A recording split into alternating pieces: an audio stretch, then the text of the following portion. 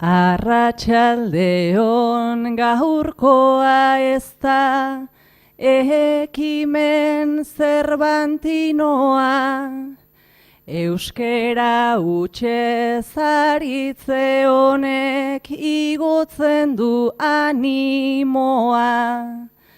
Eskertzen dira Aritz Brantonen ekina eta mimoa, denon eskura jartzeagatik bere ametxintimoa.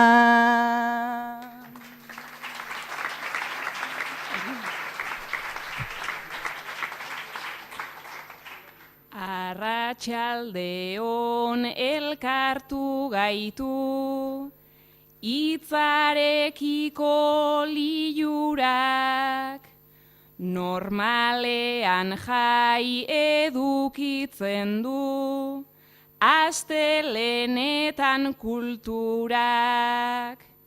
Nere ustetan askatu egin oigaitu literaturak, eta ze kristo daba uxue literatura lotura.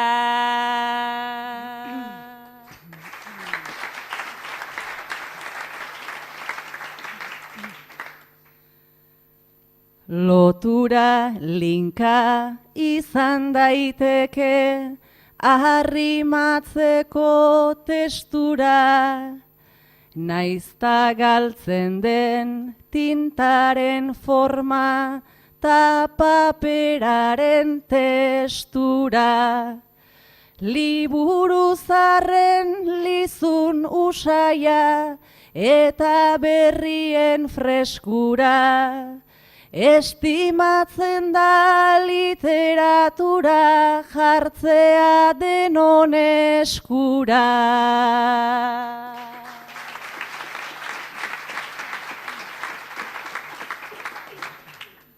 Denon eskura jarri dituzte testuak eta abarrak, gure atzean ze konpainia ez dira artista txarrak.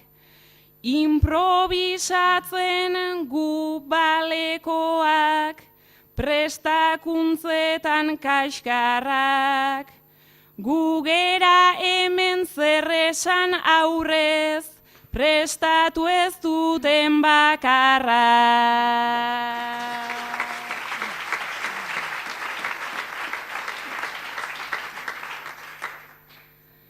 Letren itxaso zabalonetan, batek nahi du babestea, gertatu oida arrai haundiek txikidanak irenstea. Gaurkoa zer da matriuska bat, batek biltzen du bestea. Liburutegi baten barruan buktegi bat aurkeztea.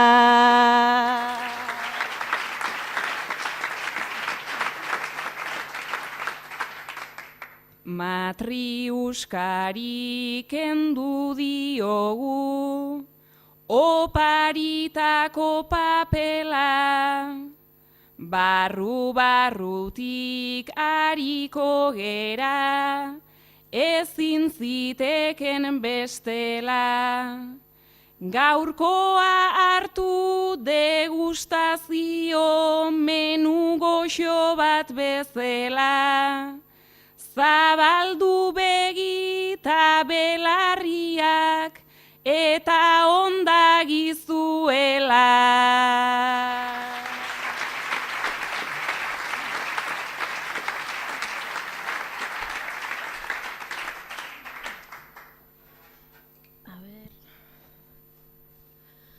Arratsaldeon eta ongietorriak tanok Koldo Mitxelenara, benetan ikaragarri polita dela aretoa lepo ikustea, oin dagoen bezala, lehenengo hilaretara berbai, hurbiltzeko gogoa baldin badekozue, libre dauz, eta tokia dago mundu guztiarentzat. Uxue Alberdik eta Anelabakak egin dute harrera, Uxue Alberdik bakizuenez kaleratu berri du Janis Joplin liburua, eta Anelabak ari da buelta eta bueltak ematen Euskal Herriko antzoki guztietatik erradikala gara espektakulo horrekin, da gauza bat edo bestera idatzi du, esate baterako bere tesina, baina ez dugu lotxagorrituko hemen mundu guztiaren aurrean. Beraz, eskerrik asko gaur ona hurbiltzeagatik, elkartu gara buktegi.eus aurkezteko. Gerora, azalduko dugu buktegi.eus zer dan, eta eskertuko dizuegu parte hartzeko gogoa baldin badukazue, parte har dezazuela, azalduko dizuegu baita ere zelan parte har dezazuen, baina beraiek ere bertxotan hasieran esan duten bezala, buktegi.eus Aritz Brantonen gogotik jaiotako ekimen bat da. Zergatik edo zertarako, liburuak, euskaraz idatzetako liburuak danon eskura egon daitezen eta literatura guztion eskura egon dadin. Literatur loturak prestatu ditugu gaurko, eta literatur loturak da berak egin dagoen elkarketa gaur. Elkartu ditu askotarikoak, antzerkia, pertsolaritza, narratiba, saiakera, edo iritzia, eta hori da gaur arratzaldean ikusiko duguna, hemen atzean ditudan literatur aditu edo literatur ez dakit jostungintzan dabiltzan pertsona guztia hauekin. Gonzalo Etxague, ipuin bat irakurriko digu, Gonzalo Etxaguek Antonio Casado da Arrotxak Arkaitzkanorekin zerbait egingo du, ez dakigu zer, baina zerbait ekarri dute. Ondoren Mikel Martinezek eta Patxo Telleriak beste zerbait egingo dute. Gari Berazaluzek ere zerbait egingo du. Eta Arkaitzkanok amaituko du esango dugu, hemen aurrean amaituko duela, baina tartean ere sorpresa bat edo beste izango dugu. Ez gara ibiliko guztiak aurkezten, orduan espero dut bakoitzak bestearen ordena ondo entzun dozuela, ez? Badakizuen, oren atxetik zoazien. Ederto, Gonzalo Etxaguerekin utziko zaituztet. Eskerrik asko.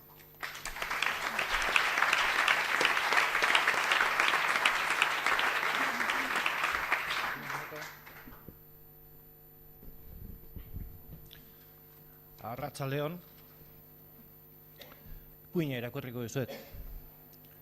Errepidean, azaroaren hasiera, errepidea bustita dago, orbel ustele, kartuak bazterrak, gaztaina trikuak nonai. Herriko azken auzoa atzean utzita, errepidea gero eta pikuagoa da, bihurriagoa. Mendi magalean gora, oianean barrena. Martxa aldatu du. Polikidoa. Errepidetik aterako ote den baino, bihurgune baten bueltan mendizale txirrindulari edo beiren batekin talka egingo duen beldur. Halere, lasai, ibileraz gozatzen. Leihatila jaitsi du, besoa kanpora ateratzeko. Eguratsak azala ezetu dio. Irratitik doinu harin eta itsaskorra. Eskua barrura sartu du atzera, volanteari eutsi eta bestearekin martxa berriro aldatzeko. Aurrean, bihurgune itxia dauka, eskuinetara. Bestaldean, zuaitzen artean, itzal bat antzeman du. Oinezkoa bide bazterrean. Hori ere perretxiko tarazoak, pentsatu du. Eta atzean zabalgune batean ikusitako autoa gogoratu du. Bapatean, telefonoa dardarka hasi da, Polarreko patrikan, mezua da, abiadura moteldu du, esku bat volantean eta bestea telefonoan. Publizitatea da. Bihurgunea hartu eta baezpada turuta kolpetsua jodu ustezko perretziko zalea ohartarazteko. Honek burua bueltatu du, gero gorputz osoa, eta orduan errepide erdira atera da, bi besoak kotxerantz luzaturik. Ze hostia iaiz, bota du gidariak ozenki galgalarri zapaltzen. 3 metrora geratu da kotxia. Kostatu zaio gidariari kanpokoak eskuan pistola daukala konturatzea. Berari zuzenduta. Buruan aurpegi estaltzen dion txano gorria. 2 zulo begietan, bat ahoan. Kontzientziak irudiak prozesatzeko denbora behar du, inkontzienteak ez, eta gorputza paralizatzeko agindu du lehenik eta behin. Baina denbora aurrera doa eta txanodunak apuntatzeari utzi gabe autorantz egin du. Beso bat jaitsi du kopilotxoaren atea irekitzeko, azken begirada inguruetara eta atea ireki. Eserlekua umearen jostaiuz beteta dago, panpina batzuk eta pilota. Kolpe batez bidali ditu txanodunak lurrera eta seri inda. Segi aurrera, esan dio gidariari, saietxetan pistolaz akuilatu bitartean. Autoeskolako lehen praktikan baino kerrago sartu du gidariak lozagia. Karranka jauzia eta autoa gelditu inda. Barkatu, esan du urduri, jarri martzan azkar. Alaxe egin du eta aurrera doaz, 100 metro, 200 metro, biruzpalau bihurgune, eta bapatean txanoduna makurtu egin da. Aurrean auto bat dator, ez egin tuntakeriaik, eta pistola saietxen kontra areago estutu dio. Lasai, atera zaio gidariari ahots pitzatuaz. Autoak elkarren ondotik pasatzean, gidariak bestearen begirada erregutu du. Baserritari itxura hartu dio, baina ez dio begiratu ere egin. Atzerako ispiluan urruntzen ikusi du autoa. Errepidetik atera eta porlanezko pista batetik jarraitu dute.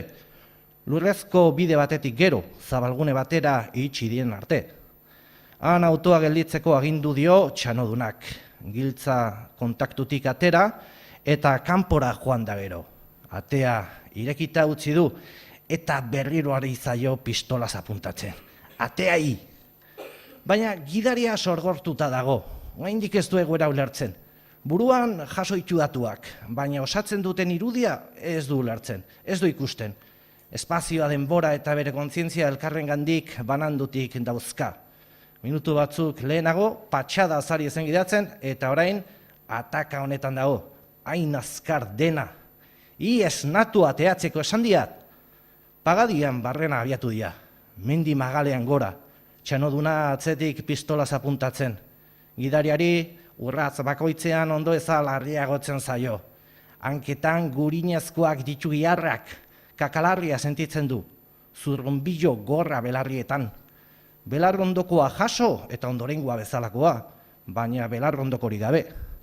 Ibili hala, garondoan, kilikak sentitzen hasi da. Eskua ara eraman nahi du. Txanodunak garondoan tiro egiten badio, ez da konturatu ere ingo. Bapatean argia itzali egingo da, eta kitxo. Haian kolpea sentituko du, haian bala burmuina zeharkatzen sentituko du. Atzea begiratu du. Aurrera, esan dio zakar txanodunak. Isilik jarraitu dute, minutu pare batez, luzeak, gidaria tarteka atzera begiratzen, agindua gora bera. Halako batean, txanoduna ziplo gelditu da. Hoi duk lekua. Harri handi bat dago, borobila eta erpinik gabekoa. Metro eta erdi altu, 3 zabal, alde batean goroldioak hartuta dago, eta ondo-ondoan pagoa. Oain, zuaitz horren bizkar ezertzean nahi diat. Txanoduna inguruetara begiratzen hasi da, tokia segurua ote den baieztatzeko. Gidaria zuaitz ondora joan da, baina zutik geratu da ergeldurik, eseri gabe. Zerbait egingo badu, oraintxe beharko. Pistola kentzen zaiatu edo maldan behera korrika abiatu. Adrenalinak lagundurik eta txanoduna ezustean hartuta, ziurazki lortuko luke. Baina ez zaio bururatu ere egin. Berak ere buru albo batera eta bestera eraman du, lekua zinez seguro ote den ziurtatzeko. Txanodunak ederki asko daki egoera kontrolpean daukala, honezkero pistolaz mehatxatu beharrik gabe ere, gidariaren borondatea gatibu du. Lur ustel bustian izobia egiteko aginduko balio, egin egingo luke, sartu egingo litzateke barrura gero, azken momentura arte itxaropenari helduta. Orduan, baino ez litzateke arranguraz gupida eskatzen hasiko txanodunaren orkatilei helduta. Prakak malkoz eta mukuz zikintzen. Haian kontzientzia apurra izango luke lehenago korrika iez egin ez izanaz damutzeko. Duintasuna da hiltzorian berreskuratu daiteken bertute bakarra, baina koldarkeria lotxagarria gailentzen zaioia beti, bizitzeko gogoa. Zertzeko ba hostia. Gidaria lurrean eseri da, bizkarra enborrean bermatuik, baina hankak tolestuik. Horrela ez, luzatu hankak, ipurdia lurrean, oain lotu egingo haut, eraman itzak eskuak atzea. Gidaria lurezean agondu da eta atzera eraman ditu besoak, enborra bizkarrez bezarkatuz. Haien bila joan da txanoduna, pistola gorde du. Polarreko patrikatik soka zuri luzea atera du. Berak ere polarra baitauka, North Face bat, eta marka bereko prakak, Nike deportiba zuriak. Ia esan, gidari eta txanoduna berdin-berdin daude jantzita, txano gorria eta eskularrua gora bera. Lana bukatu duenean, aurrera itzulia. Pistola gorde duela ikusi du gidariak, ezinbestez eskuak lotzeko gorde behar zuelako, edo lurrean utzi, beste aukera bat galdu du ihes egiteko. Baina konturatu izan balitz ere nekez jaikial izango litzateke behar bezain azkar. Horregatik esan zion hankak luzatzeko, oso jokaera profesionala iruditu zaio. Baina gidariak ez daki hori berarentzat ona ala txarra den. Nola nahi ere, aitzakia ona da ihes egiten saiatu ez izana zuritzeko. Ezin izan nuen ezer egin. Ikusi du bere burua agintariei azalpenak ematen. Ez diat oso lotura estua egin odola ondo ibiltzeko, baina alferrik duk askatzen saiatzea. Oain hankake lotu behar dizkiat. Txanoduna bere horrela makurtu da, izerdi ustelaren eta tabakoaren kiratsa nahastua dario. Goiz-goizean irudikatu du gidariak, oso goiz, berari altzatzeko ordu bete falta zitzaiola. Sukalde batean eserita, kafea hartzen, lantegira joan behar duen langileen morroiaren antzera, erretzen, erlojuari begira. Begi urdinak ditu, beti beltzak, ezaguna zaio begira da identifikatu ezarren. Zeri begira, esan dio zakar txanodunak. Gidariak burua makurtu du, txikitan buruz ikasitako hau korapilu atorri zaio burura, ez daki zergatik ez dauka zer ikusirik egoerarekin. Mozorroa zorrora, zomorroa zokora. Ez du inoiz ulertu, oain ere ez. Txanoduna berriz altxatu da, lasaiago dirudi. Berriro alboetara begiratzen hasi da, bakarrik daude basoan. Tia, oain haua estali behar diat, ez izutu. Patrikatik galtzerdi bat atera du txanodunak, haua ireki du gidariak. Zapi batez ondo lotu du gero buru bueltan. Ondo hartzen du karnaza? Baietz esan dio buruaz, baina egiatan ez dakit arnasa ondo hartzen ote duen. Sukarrak hartuta dauka arpegia, gorriturik, izerdi batean kopeta eta lokiak. Eskuak ordea zurbildurik ditu hotz. Ondo hartzen du karnaza? Ba! Listo orduan. Pauso batzuk egin ditu atzera. Polarreko kremaiera ireki du. Barrura sartu du eskua. Gidariak begiak itxi baino lehen, Mickey Mouseren aurpegi irribarretsua ikusi du txanodunaren elastikuan. Ez du ulertzen, ezinezkoa da, baina badauka elastiko hori baino kezka handiagorik. Oaintxe hil behar duela pentsatu baitu. Pistola atera eta tiro ingo diola. Ez da konturatu ere egingo. Argia bapatean itzaliko da, galtzerdiak adia itoko du. Gupida eskatu nahi du, baina ezin, lehenago eskatu behar zuen gupida. Dena engaino izan da, orain amorroa ere sentitzen du, hain otzana izateagatik. Mina sentitzeraino itxi ditu begiak. Baina tiro hotxik ez, urratsak orbelean urruntzen, baino ez ditu entzun. Gero gelditxo egin dira pausoak. Horri pasen fereka entzun du. Gidariak begiak ireki ditu. Txanoduna aurreko argi batean dago eserita. Esku artean paper multzoa dauka, eta txanoaren gainetik betaurrekoak jantzi ditu. Irakurtzeko betaurrekoak behar dituelako.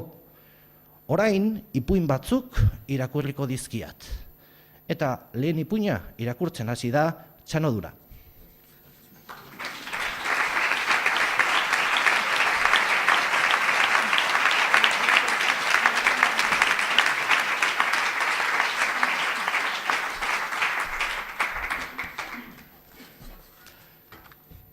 Arratsaldeon.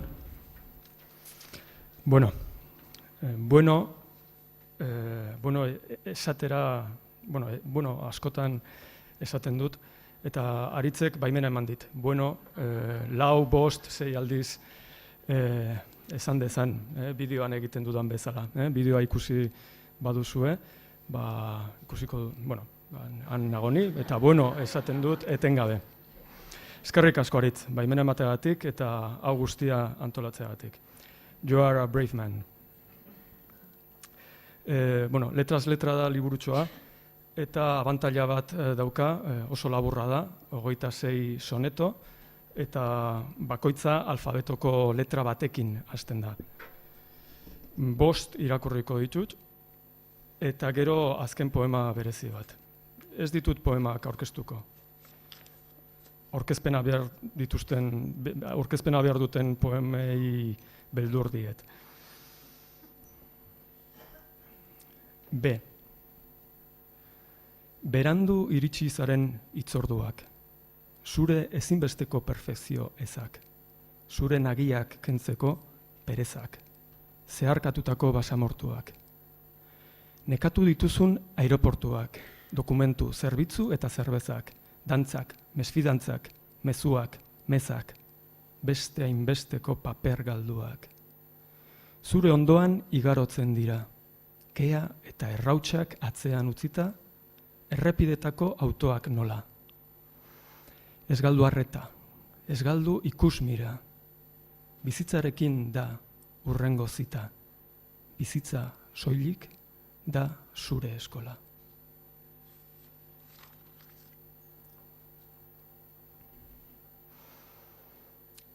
C. Curriculum, zientzia, literatura, intelektualki promiskua naizela aitortzen dut. Maite ditut artea, museoak eta arkitektura. Asmatu dugun hainbeste kultura anitzak dira, baina bat direla sinisten dut. Idazteko tartea ez da pentsamenduaren malura. Soneto hau kubikatzeko hastia ez diot filosofiari kendu. Poesiak badu bere egia.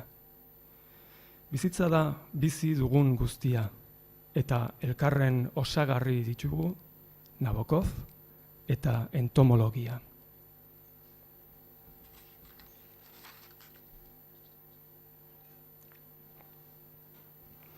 G. Goizaldeko izara horretatik, iluntzeko izar honetara, tantaz-tanta aletuko zaizkizu, goiza eta arratsaldea, eta azkenean poemaren aurrean jarriko zara. Kontuan hitz gogoan, poemak ordea kontu bakarra du. Hau, alegia, eta besterik ez.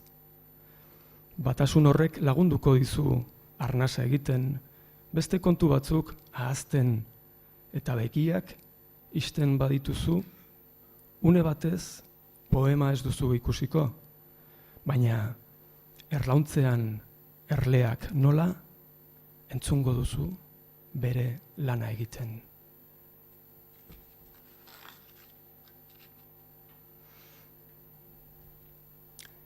Jota. Juan Ramonek zera behar zuen, prozak. Larkin, pornografia bezain triste. Jitz, ikaragarri. Eta Pesoak egin zuen bere buruaz beste. Jende poeta ez dira horren beste. Azken finean pertsona arruntak direlako, prosazko izakiak, edozer gauza egin aldute, onerako eta maiz txarrerako. Gehienetan ez dutela merezi ezur haragitan topatuzkero. Hori ikasi dut, eta nago pozik. Nun eta hemen interneteko zulo horretan gubiok elkartzeagatik.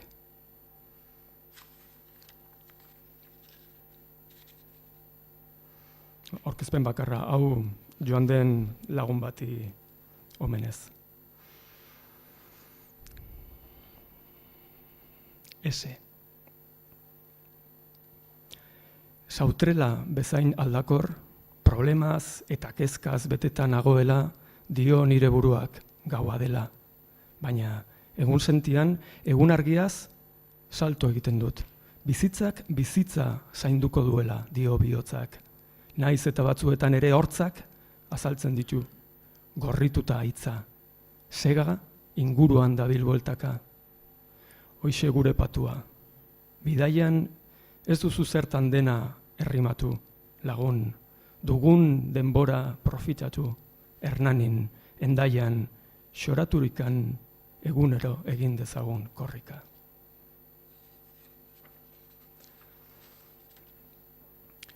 Esan bezala, azken poema berezia da, ez da soneto bat, ez da pseudo soneto bat.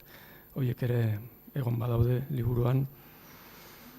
Da gauza bat, pelikula bat, egiazko istorio bat, eta istorio horrekin beti gogoratzen naiz idazteko zailtasunak ditudanean. Historioak, poemak kontatuko du, baina, historiak azken beltzean esaten duna zera da, bakarrik ezin. Bakarrik ezin, eta horregatik, Arkaitzkano jaunari eskatuko diot mesedez laguntza pixka bat.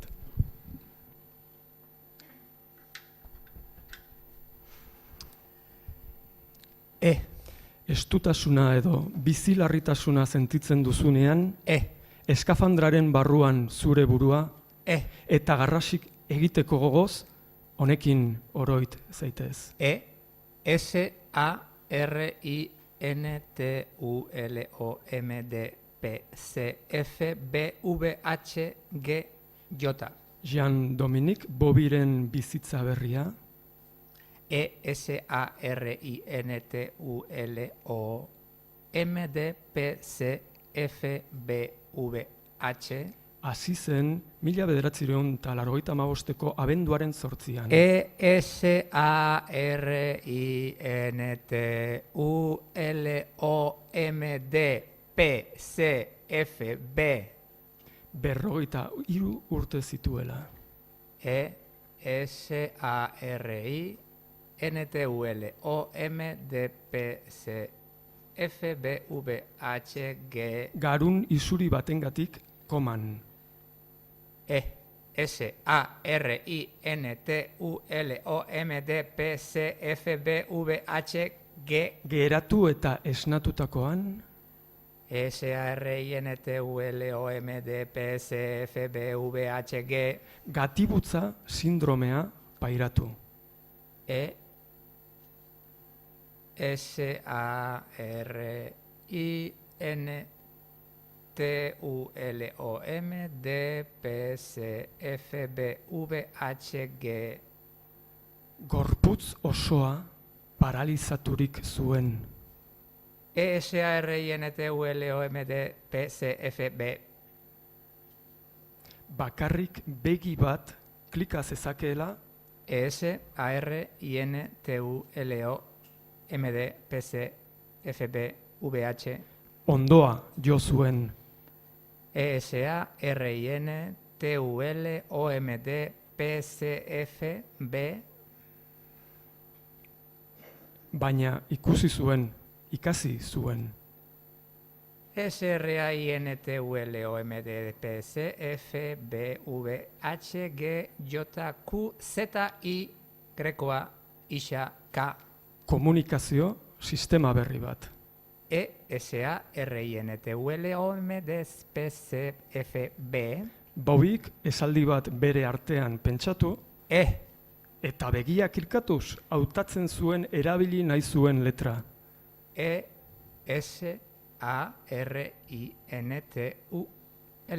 Laguntzaileak alfabetoa ahoskatzen zuela. SARINTULEOMDPCFBVHG. Gehien erabilitatik gutxien erabilitara. SARINTUL. Letraz letra esaldia osatu arte. SARINTULEOMDPCFBVH. Horrela, 126 orrialdeko liburu bat idatzi zuen. SARINTULEOMDPCFB. Bere autu, arazo eta prozesu guztiekin. SARINTULO. Ondo doitu arte. SARINTULEOMDPCFB. Bere biografia bakoitzean. SARINTULEOMDPCFB. Badago munduarekiko egokitzapen bat. Etengabeko elkarrizketa bat. Eskerrik asko.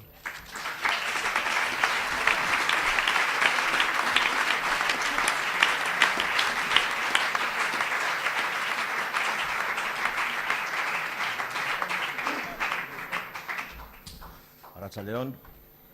Ai, parkatu. Zuzenekoak daukana, ez da? Bueno, orain bagoaz buktegi.eus ezagutzera, baina ordena ondo zenukaten, Osea, ondo memorizatu duzu zeinen atzean. Hori da. Bueno, igual bestaldean jarriko naiz hobeto, ez dakit. Hemen igual. A ber, mikroen kontua beti. Bueno, a ber, hauxe da buktegi.eus webgunea, hauxe da liburu bat idaztea. Idatzi nahi baldin badozue, eskegi behar dozuen tokia. Buktegi.eusen. Bertan ez bakarrik eskegi, baizik eta deskargatu aldituzue liburuak doainik. Bueno, azaltzean nijoa zer dan webgunea. Vale, webgunean ditugu 3 atal nagusi daude, alde batetik daude liburuak. Ondo entzuten zaitezta, nabil hemen mikrofonarekin.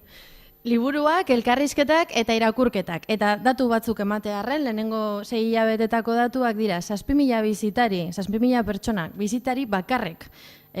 Sartu direla webgunean, horrek esan nahi du, 7.000 irakurle zaletu, bueno, euskaraz irakurtzea atzegin duten 7.000 pertsonek bizita egin diotela webguneari, eta 7.000 pertsona hauek, bueno, 10.000 bizita ezaten da, baina, bueno, egon direla klikatzen 10.000 aldiz webgune barruan. Horrek esan nahi, eta horrekin batera, 8.000 deskarga egon dira. Hau da, ez dakigu 7.000 pertsona horiek 8.000 liburu irakurri dituzten, baina 8.000 liburu horiek behintzat deskargatu dituzte. Eta behin, Arkaitzkanok esan zuen bezala, edo entzun zintugun bezala, jendeak ja gaur egun ez ditu liburuak ez da erosten dituela irakurtzeko, baizik eta izan behar dituelako. Orduan badakigu, behintzat, badauzela 7.000 pertsona 8.000 liburu dituztenak. Orduan, buktegia.eusen leloa da guztion liburuak guztiontzat. Horrek bat egiten du, hemen ikusten dugun horrekin 8.000 deskarga horiekin, horrek esan nahi du, edonorren eskura jartzekoak direla liburu hauek eta hori dala webgune honen xedea. Nola deskargatzen diren liburuak? Ikus dezakegu, ez da? Liburuak deskargatzen dira, liburua botoia sakatu behar da, eta liburu botoia sakatzen danean, 3 aukera daude. Zaila da ez dakidalako zer gertatzen ari da noratzean, orduan, nabil hemen, bueno, 3 formatu ezberdinetan deskargatu daitezke, ez da? Edo zein irakurgaiotan irakurtzeko modukoak izango dira, e-bookean, edo izan daiteke ordenagailuan, edo, bueno, nahi dozuen modutara egin daiteke. Gero, irakurketa atala dago, eta irakurketa atal horretan egileren grabaketak entzun daitezke. Eta gero, azkenean, amaieran, elkarrizketa atala dago. Eta elkarrizketa atalean, uste dut gaurkoan zerbait guretzat badagoela, gordeta. Nik uste dut, buktegiko irakurliek edo buktegire sartzen dan edonok, sentidu bideoela privilegiatu edala, hor debalde dauen material guzti hori irakurri alizetiarren. Eta nik beti esaten duten moduen, ze suberte dan horrelako gauzak eta kalidadeko gauzak euskeraz irakurri alizetie. Eta bestalde batetik, ni heldu nazen moduen artikuluak idaztera eta egun baten buktegin publiketara idazteko eta eure reflexioa konpartitzeko eta hori jakintzaren edo bakoitzaren bizipenen konpartitze hori plazerra handi bat dela. Oin bai, oina zuen txanda da. Aurretik, zerbait plazaratzeko gogoa baldin badaukazue, buktegi.eus webgunean topatuko duzuen modua, inbarda makarra da eurekin harremanetan jarri. Bai, eskerrak eman behar ditugu, amaieran, pentsatzen nuen bai eskerrak ematea, baino nire. Eneko etxe handiari eskerrak eman behar dizkiogu webgunearen diseinuagatik, baina ez bakarrik eneko etxe handiari, baita ere ez da. 3 kolore komunikazio agentzari eta bagerako lagunei, bai. Hortxe danak, Bai, dana kontrolauta. Bueno, oraintxe errepikatuko dut ordena berriz ere. Mikel Martínez eta Patxo Telleriaren txanda da, ondoren Gari Berazaluzaren txanda izango da, Arkaitzkano eta Maiera Uxue Alberdi eta Nela Bakak emango digute.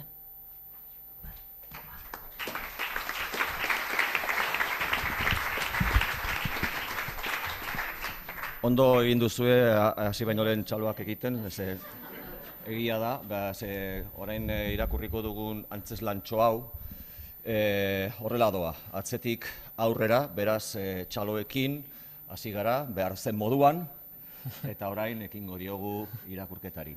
Apur bat, esperimentu bada. Lehenago bate irakurri dute, Patxok eta Mikelek, komizia deikutua emango diotela gaurko zea hori sentitzen dut, esatea, Alfonso Sartzeak esaten zuen moduan, hau ez da bal egiteko oldua, ez da komedia bat, osea, tira ba. Ba, tabernaria, instrukzioak botatzeko ondo bat kaina. Ikusleak taberna batean daude, barraren gainean lore sorta bat eta azterbeza kopa bat, utxik. Horman dagoen erlojuak denbora atzetik aurrera neurtzen du.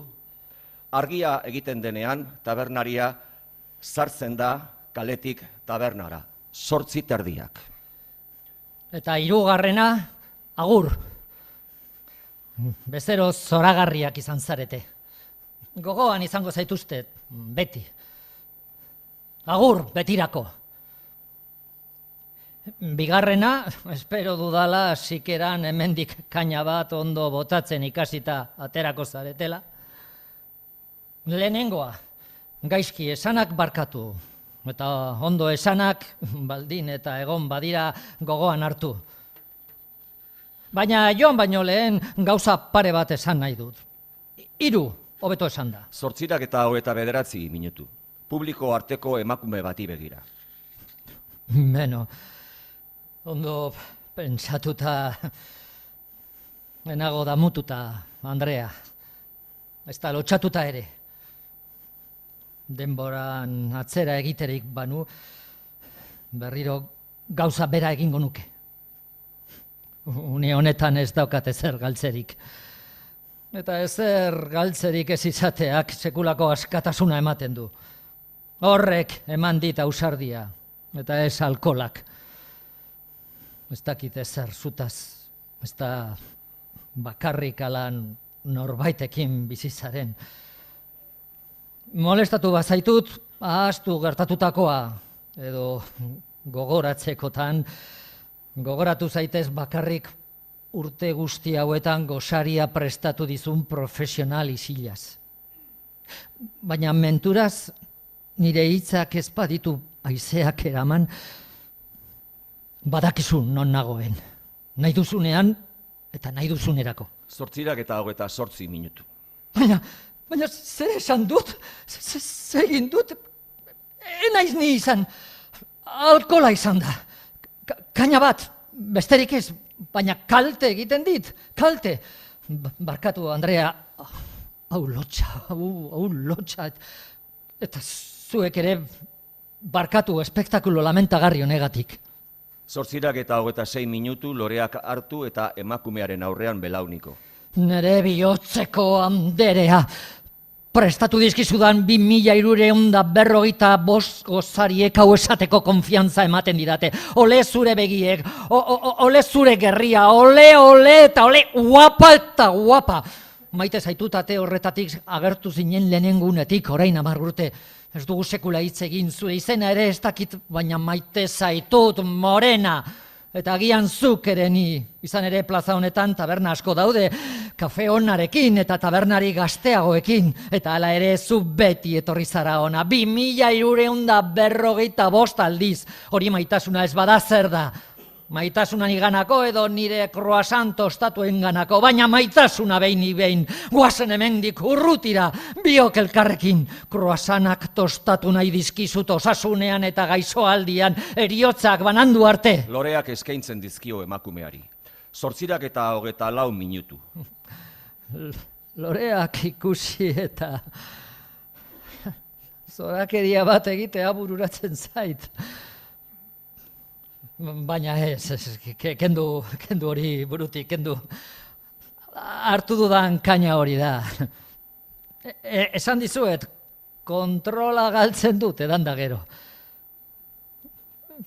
Kontua da, zoragarria litekela ausartzea. Gure artean dagoen batek sekulako susto hartuko luke. Ez dut uste grazia handirik egingo zionik. Edo agian bai, agian sekulako posa emango nioke, agian esango lidake Bazen garaia motel 10 urte daramat itxoiten. 8:22 minutu. Lora puta hoiek. Muturra behar da, gero, lora puta hauek erregalatzeko. Nor uste dute naizela, nor uste dute naizela. Eta nik ergelonek, mila esker, Andrea, esan diot. Mila esker, buani. Buruan eukana esan behar nion. Eta une hartan gauza asko nuen buruan. Esate baterako, burbuila turistikoak estanda egingo aldizue muturrean. Hori esan behar nion. Eta segituan loreak zakarrontzira bota. 8:20 minutu. Nor dago turisten kontra? Ni ez? Zer du txarrik turismoak? Zer du txarrik turismo sistema honek?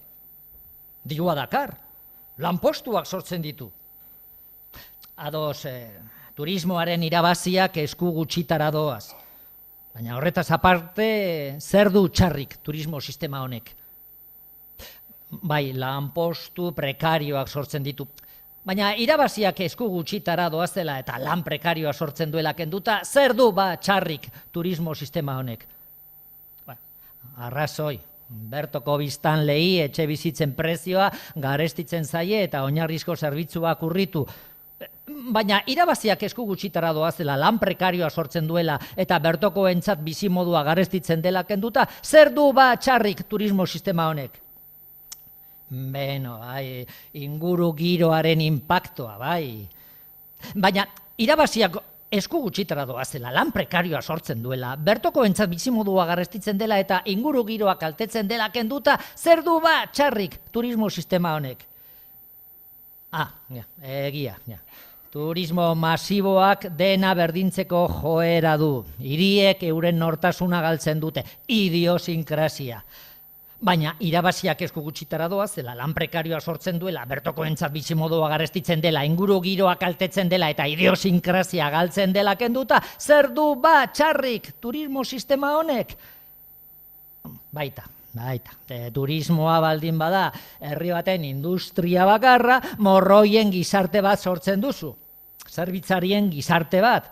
Garapenerako beharrezkoa den I+D horretatik guztiz urrun, baina irabaziak esku gutxitara doazela. Lan prekarioa sortzen duela, bertokoentza bizimodua garestitzen dela, inguru giroa kaltetzen dela, idiosinkrasia galtzen dela eta zerbitzarien gizarte bat sortzen dela kenduta, zer du txarrik turismo sistema honek? Zer ez?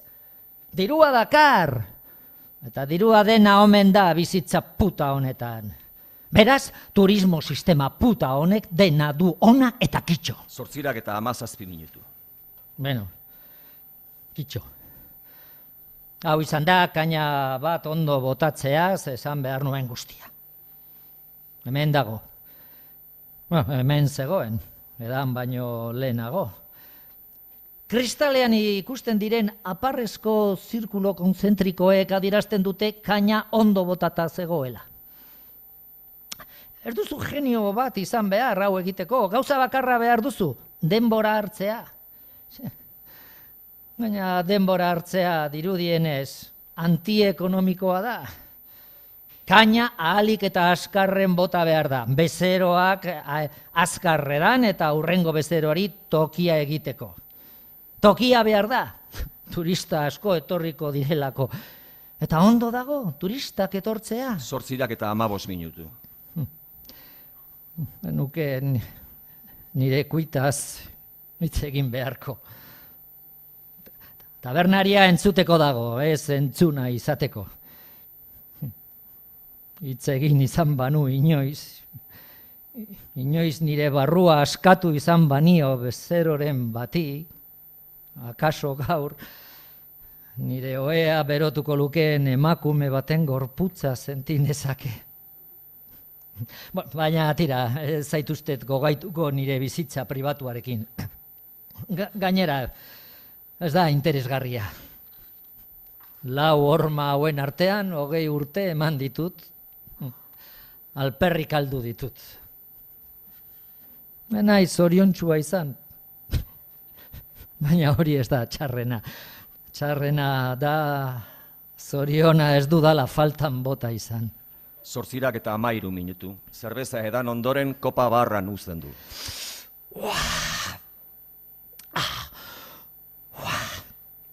Osoa benetan. Medikua azarratuko zait. Alkoholak kalte egiten dit. Urteak ziren edaten enuela. Azkeneko aldiz, nagusiaren semea jaio zenean. Hain zuzen ere, orain tabernako nagusia dena jaio zenean. Bataiora gonbidatu ninduen nagusiak. Estimo handia ninduen. Tabernan 4 kamarero geunden eta ni bakarrik gonbidatu ninduen. Bataio osoa negarrez eman zuen umeak. Ezan nion bere aitari txantxaz. Hau jefe izateko jaioa da, jauna. Benintzen okertu. Nagusi zarra hil eta bera agintean jarri zenetik fakturazioa bikoiztu egin du. Eta plantilla erdian utzi. Genio bada. Txikitan nire besoetan izan nuen. Mutilkoskorra zelarik, kaina ondo botatzen erakutsi nion. Nola da esakune hori? Kria, kuerbo... 8:10. 6. eta azken urratsa. 2. aldiz erreposoan utzi ondoren, kopa aparrez beteko dugu goraino. Ertzak gainditu arte. Txorrota apurtxo batez irekiz. Badago. Erreparatu aparraren 3 geruzei. Goian, burbuila lodiez osaturikoa. Azpian burbuila finagoaz, eta berago lambro moduko bat goraka egin nahi duten burbuilatxo ez osatua. Edateko gogoa ematen dit.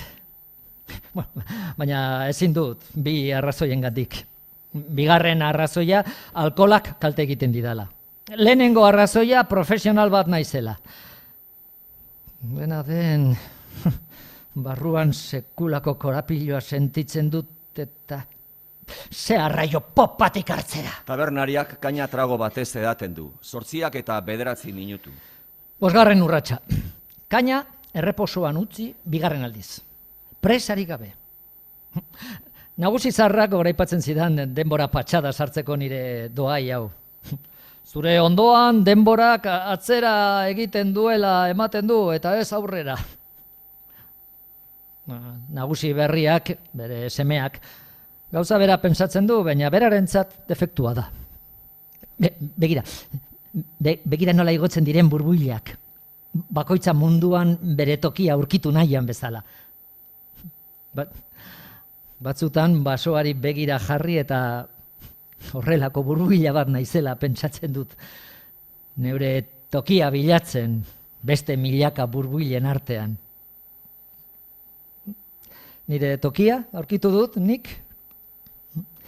Lehen bai ez uste nuen, hau zela, taberna hau. Hain ziur nengoen horretaz, naiz inoiz saiatu besterik topatzen. Bakarrik bizi naiz. Emakumeren bat topatu beharko zenuke, esaten zidaten. Eta topatu nuen, aspaldi. Arazoa da berak jakin ere ez dakiela. Eta ez du jakingo, jada beranduegi da. Beranduegi. Ondo pentsatuta nien naiz goraka dijoazen burbuila hoietako bat. Burbuila hoiek azalera iritsi eta airean desagertzen dira, aske. Ni koparen kristalari pegatuta geratu diren horietako bat naiz, mugitzeko, gora egiteko, askatzeko beldurrez. Parkatu, zertan ari nintzen. 5. urratsa, kaina erreposoan utzi 2. aldiz. 8:08 minutu. 4. urratsa. Zerbeza, lehenengo aldiz erreposatu ondoren, txorrotaren azpian jarri, 2 atxamarreko distantzian, eta 45 gradutako inklinazioarekin koparen 2 eren bete arte. 8:07 minutu. 3. urratsa. Behin koparen eren bat bete ondoren erreposatzen uzten da. Baina lehenago kolpetxo bat emango diogu, burbuilak azkarrako igo daitezen. Kolpearena beste detaile bada, eta lehen esan dut detaileak importanteak direla. Kaina on eta txar baten arteko aldea, detaile txikiek erabakitzen dute. 8:06 minutu. Bigarren urratsa.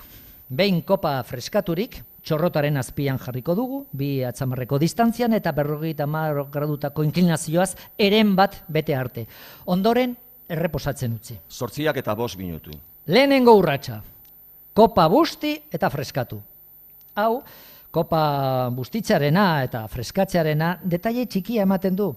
Eta tabernari askok ez dute aintzat hartzen, baina detaileak importanteak dira. 8:04 minutu. Loreak ikusten dituzu, Hemengo betiko bezeroek segurazki erreparatu diote detaileari eta arraro somatu. Hemen ez da inoiz egoten lorerik. Gaur, bai. Nagusiaren Andreak oparitu dizkit. Detaile bada. Loreak oparitzen dizkidaten lehenengo aldia da. Ni neuk ere ez diot inoiz lorerik oparitu inori. Ez zait burutik pasatu ere egin. Romantizismoak romantikeria iruditzen zaizkit. Bueno, baina detaile bada. Gutxitan azaltzen da hemendik nagusiaren Andrea, baina gaur etorri da, eta nagusiarekin hitz egin eta gero lore sorta hau oparitu dit, eta eskerrik asko guztiagatik esan dit. Eta nik, mila esker zuri ere, Andrea, bihotzez, mila esker zuri ere erantzun diot. Eta uste dut benetan esan diodala. Esan nahi dut, ez duela inolako beharrik detaile hori izateko, eta hala ere eskertzekoa da. Baina tira lanera, 6 urratz hartu behar ditugu kontutan. 8:03 minutu. Kaina bat ondo botatzeko instrukzioak, beraz. Ez da, saltzeko zaila, baina ez dakit nola moldatuko naizen, apur bat urduri nago. Arraro egiten zaitan besteko protagonismo hartzea. Aurpegi ezagun batzuk ikusten ditut, betiko bezero batzuk. Arratsaldeon, Andrea. Arraro egiten zait, arratsaldeon esatea. Normalean egunon esaten diot beti. Egunero gozaltzera datorrenean. Egunon. Ez dugu besterik esan behar. Nik badakit zer ipini behar diodan, kafea eta kroasana plantxan, eta berak badaki zenbat ordaindu behar duen, 2 euro eta 40. Zertarako gehiago esan. 8:02 minutu. Hasi baino lehen, ekitaldi xume honen zergatia azaldu nahi dizuet. Gaur nagusiarekin hitz egin dut. Bere emaztearekin etorri da tabernara, aspaldiko partez. Nire finikitoa negoziatzera etorri da. Plantilla murriztu beharra dagoela eta nire ritmoa ez omen dela egoera berrira ondo egokitzen. Niri paradogikoa iruditu zait, turismoari esker negozioa hobeto doanean plantilla murriztea. Baina nagusiak ondo azaldu dit, eta ulertu diodala uste dut. Ezingo nizueke kontatu, baina berak ondo azaldu dit. Asko daki, ekonomiaz. Ondo hartu dut. Beste gauza asko egiteko denbora izango dut. Kontua da nire betiko bezeroei agur esan nahi nizuela eta bide batez hainbeste urtetan baturiko jakinduriaren parte bat eskaini. Joan baino lehen, haizeak eraman dezan baino lehen, nire ondarea nolabait esan da. Kaina ondo botatzen erakutsiko dizuet. 8:00. Hasi gaitezen. Instrukzioak botatzeko ondo bat kaina. Honetara hitzaldi etorriak ongi, jaun Andreak, mila esker. Teloia altzatzen da.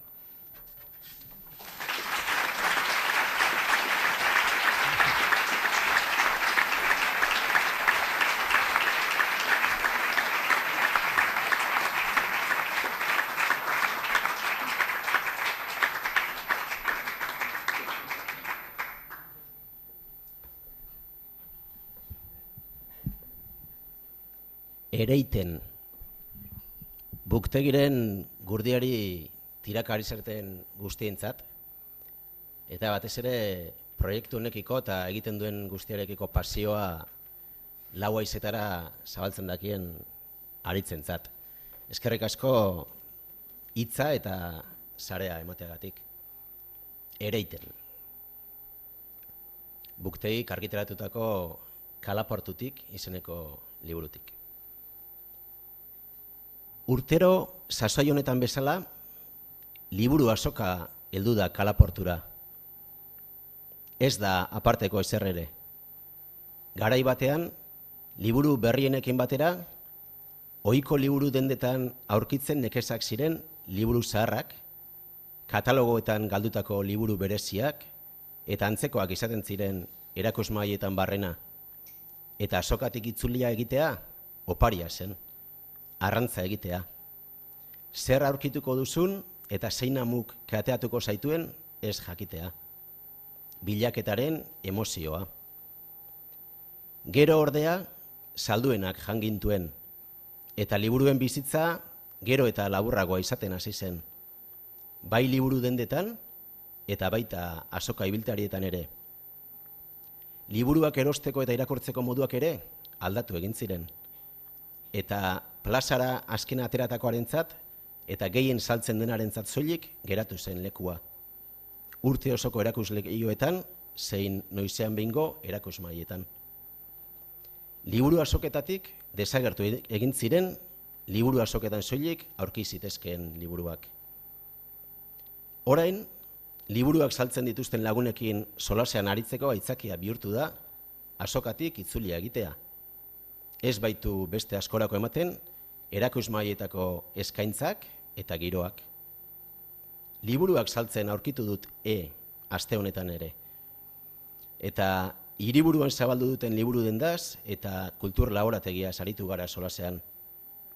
Liburu dendaz harago, literaturari, antzerkiari, musikari, argazkilaritzari eta askotariko ekimenei zabaldutako bilgunea sortu dute.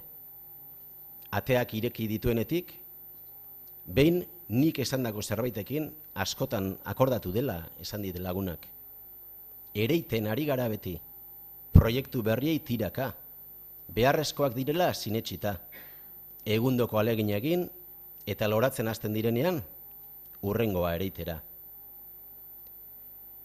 Irribarrea marraztu eta bambua zitzegin diot. Usta biltzeko, hasiak, ongarria eta iraunkorki ureztatzea behar du. Ez da nekazaria izan beharrik jakiteko, baina ereindako hasiari ere lasai utzi behartzaio bere bidea egiten. Berezia da esaterako bambu japoniarraren irakaspena. Hasia erein, ongarritu eta etengabe ureztatuta ere, 7 urtean ez da ezer ikusten. 7. urtetik ordea, 7. urtetik aurrera ordea, hilabete eta erdian, 20 metrotik gora hasten da bambua. 20 metrotik gora. 7 urte ematen ditu, sustraiak prestatzen eta garatzen, isilpean. Gero, 6 astean sendo loratzeko. Emaitzak berelakoan ez ikusteak, ez du esan nahi amore eman behar dugunik. Ongi ereiten eta zaintzen duguna, beti loratzen da. Zorionak ariz.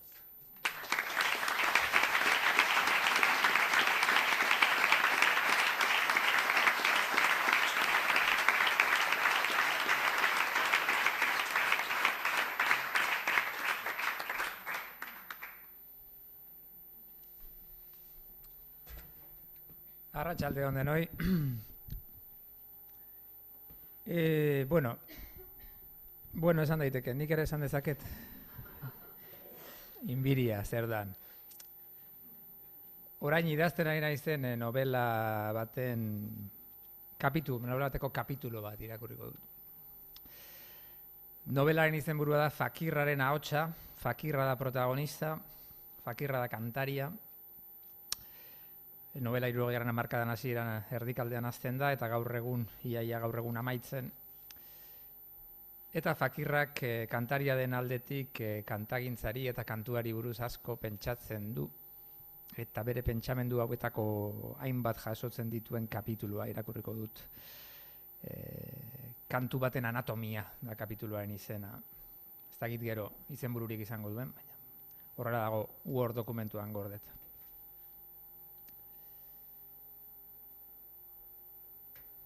Fakirrak kantuak egiten ditu. Baina kantuek ez dezakete dena ahal. Kantuak gaizki entzuten dira eta okerrago gogoratu. Leloarekin geratzen gara zerbaitekin geratzekotan, edo kantuaren hasierako ahapaldiarekin, izenburua baino ez, batzuetan. Edo esaldi gutiziatsu batekin, askotan kantuaren osotasunarekin bat ere zerikusirik ez daukana, bide nabar, bete langixara edo errima osatzeagatik jarritako hitza geratzen zaigu hiltzatua, eta ez kantu osoari eusten dion berba edo esamolde giltzarria inoiz. Kantuaren barruko anekdotari egiten dio leku memoria zitalak eta ez kantuaren euskarri autobiografikoari, narrazioari, ipuinari, osotasunari. Detailerik kapritxosoena kautibatzen gaitu kantuan. Hasierako trompeta soloa, sampler lapurtu minimoa, gitarra baten punteoaren aproposa. Klixearekin geratzen gara eta ez klixea desegin eta aurre iritzia hankazgora jartzera datorren azken zirtoarekin. Iritzi berriak sortzeko ez gaitezen engaina ez ziren asmatu kantuak.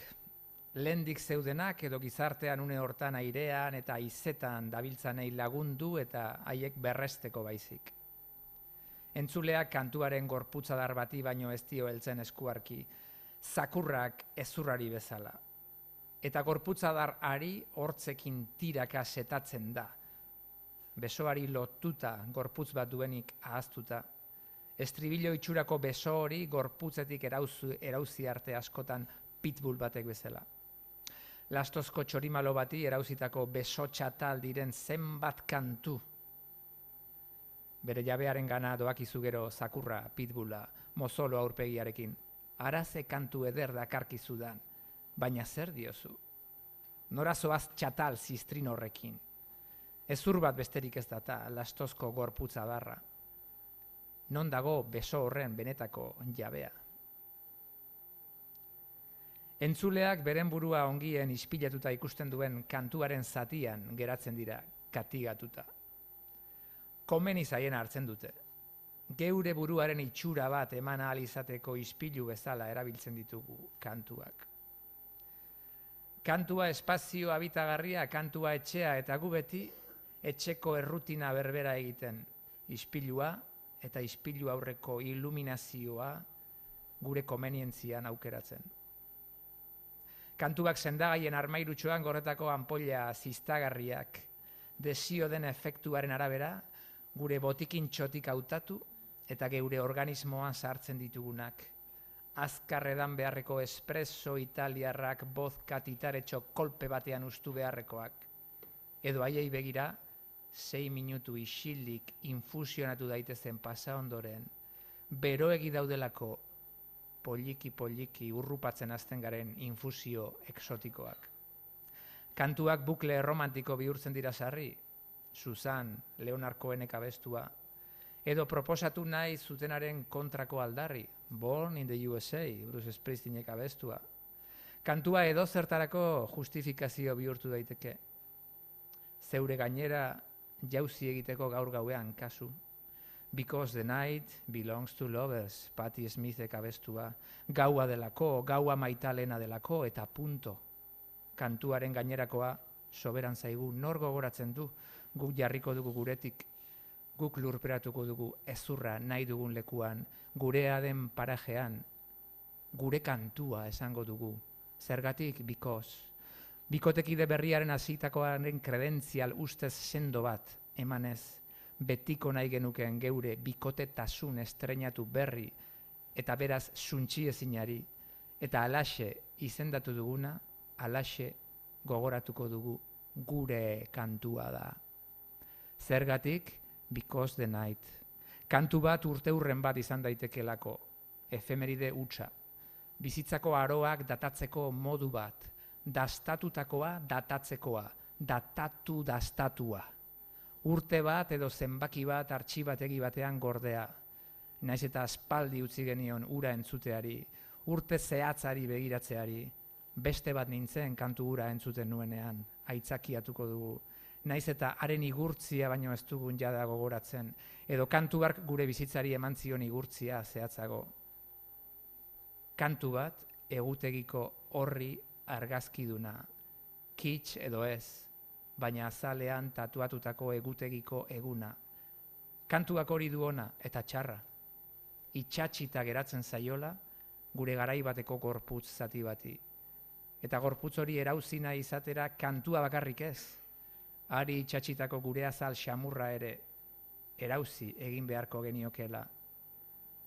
Horregatik nahiago aukeran kantua zala bere horretan utzi, epidermis eta dermis musikala garelako funtsean, hotsazala, oihartzunak eta hotsak, lantzean behin esaldiren batek zipristinduak edo ziztatuak, gaua maitaleena delako, because, eta antzeko pelokeria gehiago, belongs to lovers, eta bar.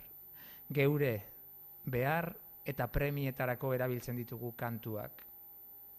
Ondo diogu premia, primarioak diren premiez ari gara, zerbait egiteko behar dugun indarra, emango digun euforiari deitzeko erabiltzen dugu kantua, larrua jotzeko, negarre egiteko, xera entzungarri horietan kulunkatu, minutu pare batez, axalkiro unkitu eta unkimen hori sakona dela sinetxi.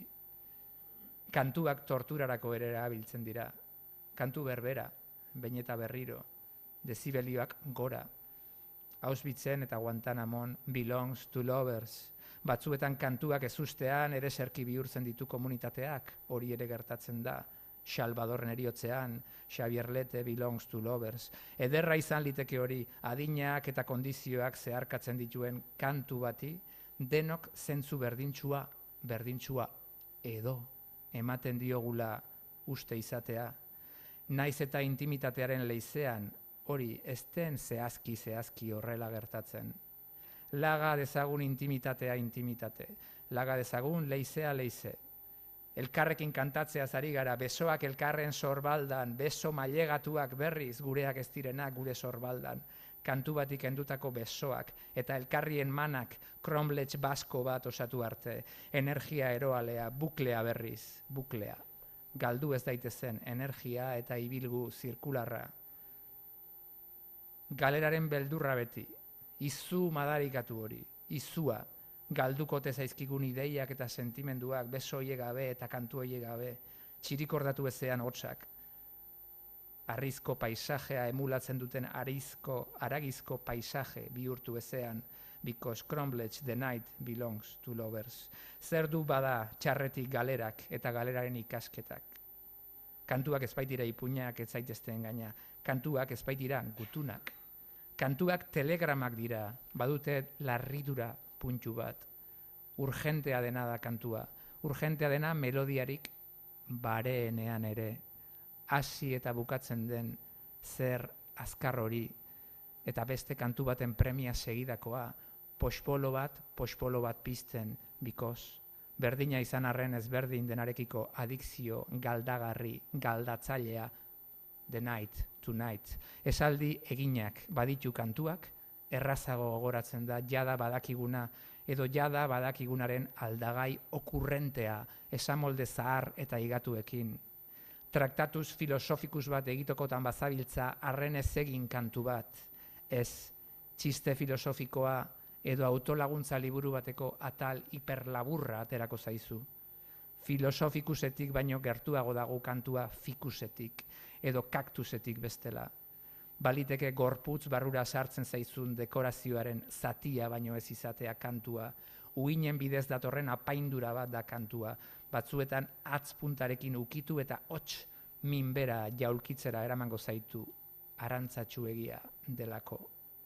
Beste batzuetan, haren leunak kitzikatu egingo zaitu, gorputzeko ezetasun indizea aldatuko dizu eta ez soilik begietan, baizik eta barne errai konfesa ezinagoetan, kilima ia likidoak eragingo dizkizu, norbere erraien kontzientzia dakarren txingurritze bat, araba, haze zustekoa. Ez nekien zehazki nire urdailak eta nire giltzurrunek forma hau zutenik zehazki, nire esofagoak hainbeste eraztun zituenik zehazki bidean listuari laguntzeko, nire eskumuturretan sugandila baten muturra bizi zenik, nola jakin hori, dena nire buruari buruz. Nola ezagutu nire burua, egiaz, kantu hau entzun izan espanu. Ahal guztiduna bezain galkorra da kantu baten anatomia. Eta kantuak egitea ogibide hautatu dutenak izan ohi dira usualki ahal guztidun izatera jolasteko bezain xaloak eta bezain arroak eta bezain jolastiak eta izan ohi dira oroz gain gauza auskorrak aztatu eta eskuetan hartu eta gauza auskorroiekin gauza ez diren beste gauza batzuk eraiki eta atzekin lan eta atzekin lastan egitea gustatzen zaien jendea. Fakirrak badaki hori dena bera kantaria baita. Dakien bergisan denbora asko behar dela gero 2 minutu soil irauten duen kantu bat egiteko. Liederraren eta kantu tradizional baten arteko bidegurutzean, zure bizitza guztian zu eta zutarrak lagunduko dituen adiskide leial bat topatzeko. Deus ez den zerbait, hotsak baino ez. Zure buruaren pultsioarekin bat letorkeen erritmo bat. Baina bere deusean, haragi bihurtzeko gaitasuna duena, kantaria bera ezurretan edo hilik dagoenean ere, berpizkundearen doaia dakarren uinen bidezko edabea da kantua. Antidotoa bere baitan duen pozoia, eta pozoia bere baitan duen antidotoa. Goxoagoa delarik beti pozoia antidotoa baino. Eta sugez jakin beharko lukeenez jakin, because pozoiaz ere jakin beharko luke zerbait fakirrak the night belongs to lovers, eta badaki. Mila esker.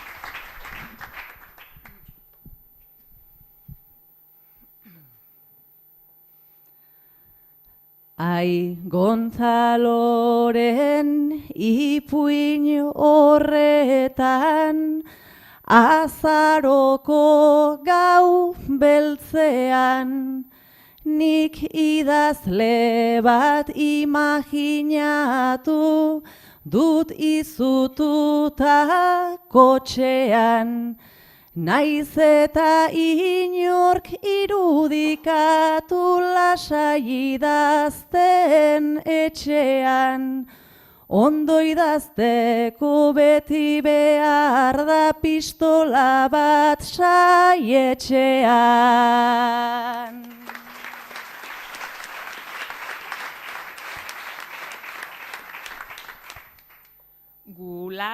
Lasai jardungo gera, pistolak bilakatuzke, Antoniok eta Arkaitzek gero eginda nahiko ajuste. Biak oso fin ibili dira, poemarekin nik uste, okulistaren kontsultaraino ere eraman gaituzte.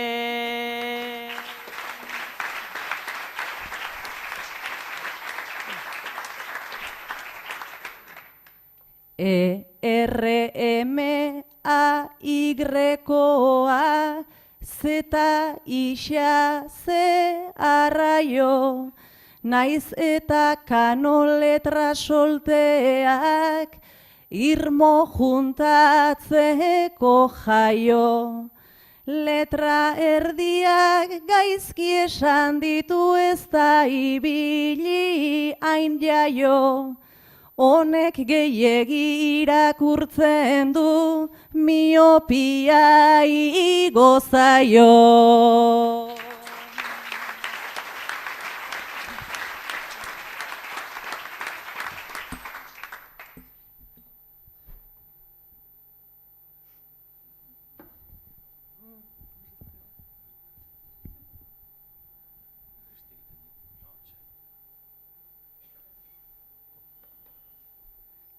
orain laguntzen jardun zaidanak, taberna bat zuen lege. Patxo eta Mikel komiko ez baina aritu dira xelebre. Taberna baten atzekaldean zuten nahikoa botere. Neri gogoa jarri didate, kaina bat hartzeko ere.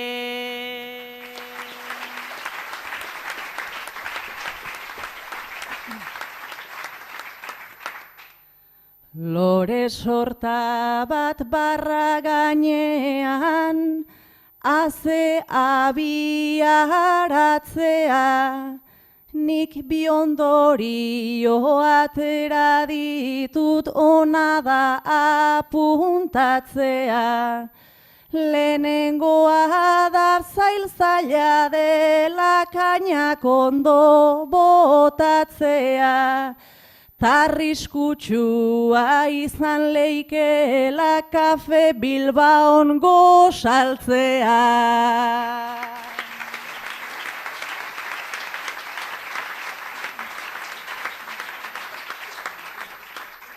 Ta gero gari hurbildu zaigu, tabernarien ondoren. Kontatuz bambu japoniarrak badaukala nahiko orden. Konparaketa ona zen baina sortu dit nahiko eromen. Ziur buktegi loratuko da 7 urte baino lehen.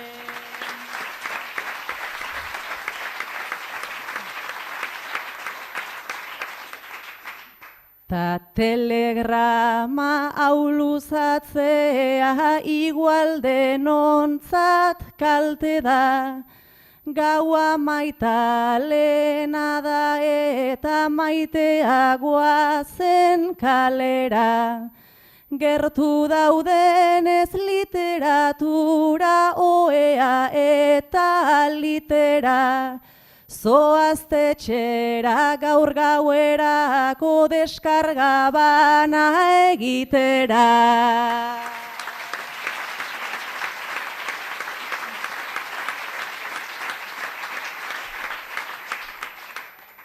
Deskargatzeko gogoa degu horretan zenbat alegin. Bukaerara iritsi gera igual bifakirren berdin. Hau amaiera zen zuentzako, ta behar degu aldegin. Seguru topo egingo degu, kalean edo buktegin.